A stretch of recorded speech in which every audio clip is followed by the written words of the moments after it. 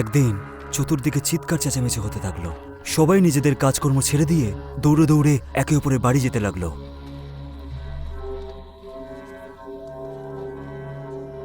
যদি সবাই নিজের কাজকর্ম ছেড়ে দিয়ে একে অপরের কাছে গিয়ে কোনো ব্যাপারে কথা বলছে, তখন বুঝতে হবে ব্যাপারটা বেশ গুরুতর।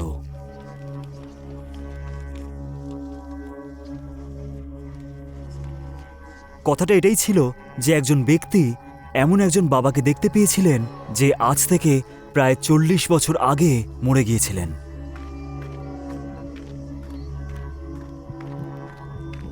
তারপরেও সেই ব্যক্তি ওই বাবাকে দেখতে পেয়েছিলেন। সেই ব্যাপারটা নিয়েই চারিদিকে কোলাহল লেগে গিয়েছিল। কেউ সত্যি বিশ্বাসই করতে পারছিল না যে এটা সত্যি কিনা।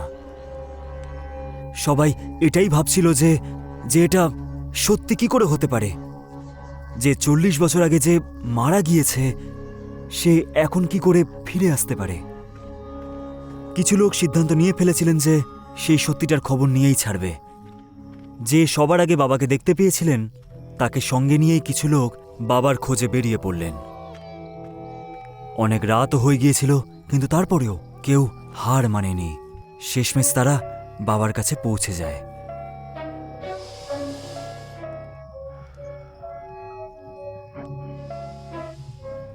বাবা, আপনি এখানে কিভাবে? আমরা শুনেছি যে আপনি নাকি 40 বছর আগেই একটা দুর্ঘটনায় মারা গিয়েছিলেন।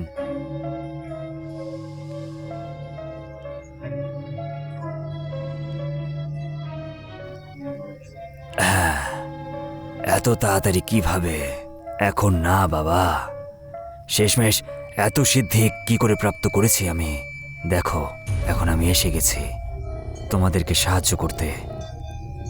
এক বাবা নিজের বাচ্চাদের থেকে কতদিন ধরে দূরে থাকতে পারবে যেখানে আমি থাকি? বাবা, আপনার জয় হোক, জয় হোক বাবার। আমরা ধন্য হয়ে গেলাম বাবা, আমরা ধন্য হয়ে গেলাম আপনাকে আবার পেয়ে। যখন বাবা জীবিত ছিলেন তখন সে সব মানুষদের ইচ্ছা পূরণ করতেন। আর এখন যখন উনি সিদ্ধি প্রাপ্তি করার পরেও ফিরে এলেন এখানে, তখন সবাই এটাই ভেবে বসলেন যে বাবা ওনাদের সাহায্য করবেন। সবাই নিজেদের সমস্যার কথা বলতে বাবার কাছে আসছেন। বাবা তাদের প্রত্যেকের সমস্যাগুলোকে দূর করার চেষ্টা করতেন। একদিন একজন ব্যক্তি যার নাম অভিষেক ছিল, ও বাবার কাছে সাহায্য চাইতে এলো। যেখানে বাবা বসে থাকতেন সেখানে একটা কালো বিড়াল বসেছিল। অভিষেক ওই বিড়ালটাকে দেখেই তাড়াতাড়ি ওখান থেকে পালিয়ে গেল। তারপর আবার মনে সাহস নিয়ে পরের দিন বাবার কাছে এলো। তখন বাবা ওখানেই বসেছিলেন। বাবা, আমি আপনার কাছে সাহায্যের জন্য এসেছি। বলো, আমি তো তোমাদের সাহায্যের জন্যই এখানে আছি। আমার স্ত্রীর মৃত্যু আজ থেকে প্রায় 6 বছর আগে হয়েছিল।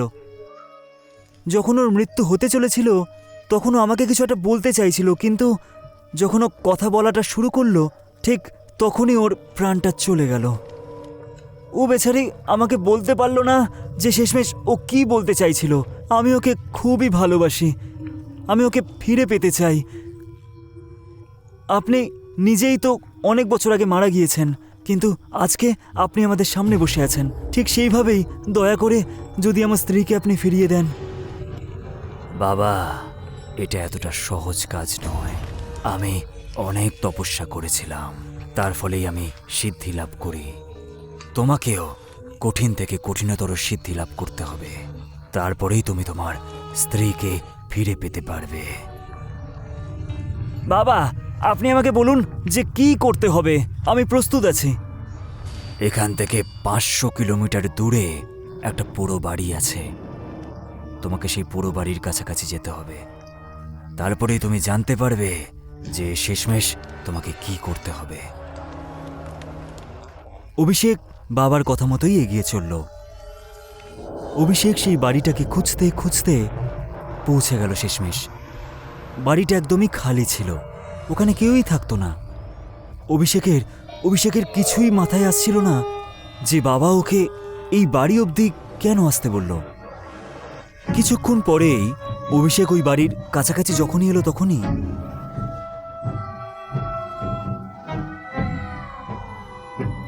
অভিষেক পিছন ঘুরে দেখল যে সেখানে সেই কালো বিড়ালটাই দাঁড়িয়েছিল যাকেও আগে একদিন দেখতে পেয়েছিল। অভিষেক তারপর সেই বিড়ালটাকে দেখে ওখান থেকে পালিয়ে গেল।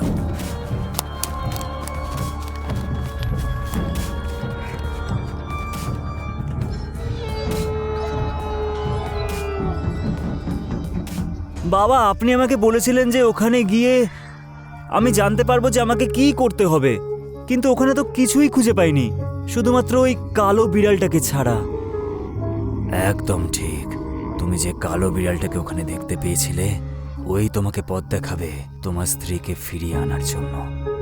যাও, আবার তুমি ওখানে যাও আর ওই কালো বিড়ালটাকে নিয়ে নিজের বাড়ি ফিরে আসবে আর ওকে ভালো করে দেখাশোনা করবে, ও যেন কখনোই কষ্ট না পায়।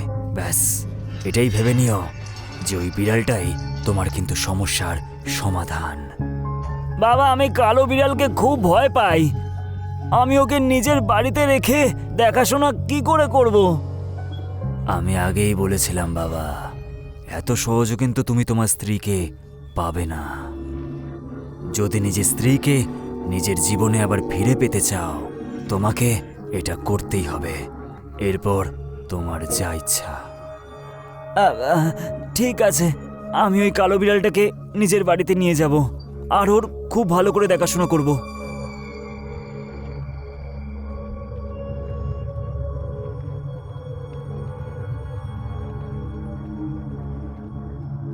ও আবার ওই পোড়ো বাড়ির কাছে এসে দাঁড়ালো।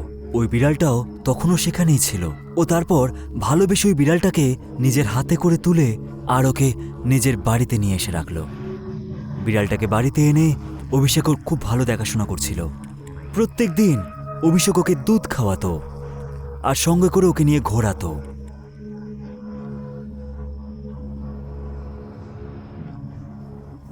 একদিন অভিষেক ওকে দুধ খাওয়াতে যখন ওর কাছে এলো তখনও দেখতে পেল যে বিড়ালটা একদম শান্ত হয়ে শুয়ে আছে। অভিষেক তখন ওই বিড়ালটাকে নিয়ে বাবার কাছে এলো। বাবা, একটু দেখুন ওর কি হয়ে গেছে, ও মনে হয় অসুস্থ হয়ে পড়েছে, দুধও খাচ্ছে না। কোনো ব্যাপার না অভিষেক, ও একটু অসুস্থ, আস্তে আস্তে ঠিক হয়ে যাবে। আজ থেকে ঠিক 7 দিন পর ওই পোড়ো বাড়িতে ওই বিড়ালটাকে নিয়ে যাবে, আমিও তোমার সাথে ওখানেই দেখা করব, আর সেই দিনই তুমি তোমার স্ত্রীকে ফিরে পেয়ে যাবে।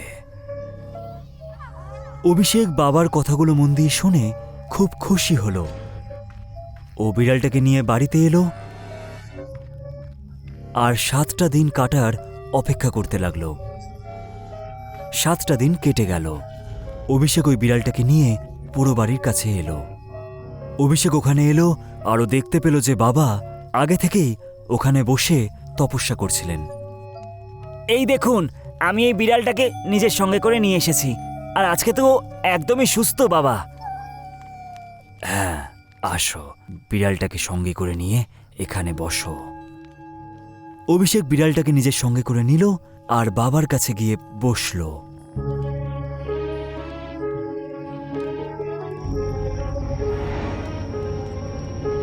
অভিষেক, নাও। বাবা, আমি এটা নিয়ে কি করব? তোমাকে এই ছুরিটা দিয়ে বিড়ালটাকে বলি দিতে হবে, তারপরেই তুমি তোমার স্ত্রীকে ফিরে পেতে পারবে।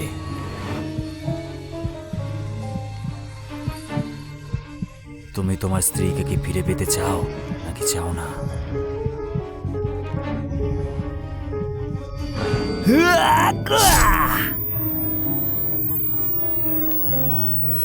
বাবা এই দেখুন, আমি ওকে বলি দিয়ে দিয়েছি। এবার তো আমার স্ত্রীর সাথে একটু আলাপ করিয়ে দিন। খুব ভালো, তুমি সত্যি খুব ভালো কাজ করেছো।